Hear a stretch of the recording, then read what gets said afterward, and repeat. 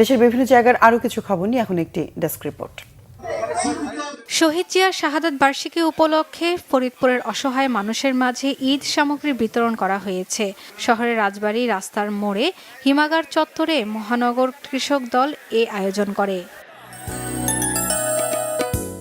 ঈদ সামনে সাতক্ষীরার সীমান্তে চোরাচালান ও চামড়া পাচার রোধে কঠোর অবস্থানে রয়েছে বিজিবি। দুপুরে ভোমরা সীমান্ত এলাকা পরিদর্শন শেষে এ কথা জানান ৩৩ বিজিবি ব্যাটালিয়নের অধিনায়ক লেফটেন্যান্ট কর্নেল মোহাম্মদ আশরাফুল হক। এদিকে কোরবানির ঈদ কেন্দ্র করে গরু চোরাচালান ও চামড়া পাচার রোধে সতর্ক অবস্থানে রাঙামাটির লংগদু রাজানগরের বিজিবি সদস্যরাও। সীমান্তে অবৈধভাবে প্রবেশ সহ সার্বিক পরিস্থিতি নিয়ে সংবাদ সম্মেলন করেছে খাগড়াছড়ি বিজিবি। এ সময় তারা সীমান্তের পাশাপাশি সার্বিক নিরাপত্তা নিশ্চিতে কঠোর নজরদারির কথা জানান।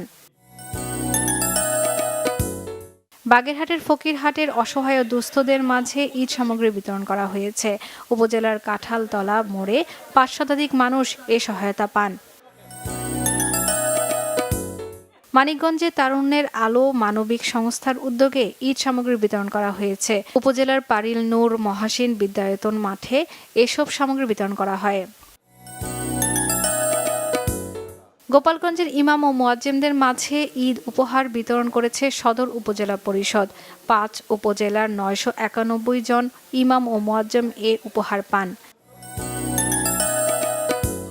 নীলফামারী সদর উপজেলার কচুকাটা ইউনিয়ন পরিষদের দুস্থদের মাঝে বিজিএফের চাল বিতরণ করা হয়েছে। উপজেলার ৩,৫৯০ জন মানুষ এ সহায়তা পান। শর্মিলা কেয়া, বাংলা ভিশন নিউজ ডেস্ক।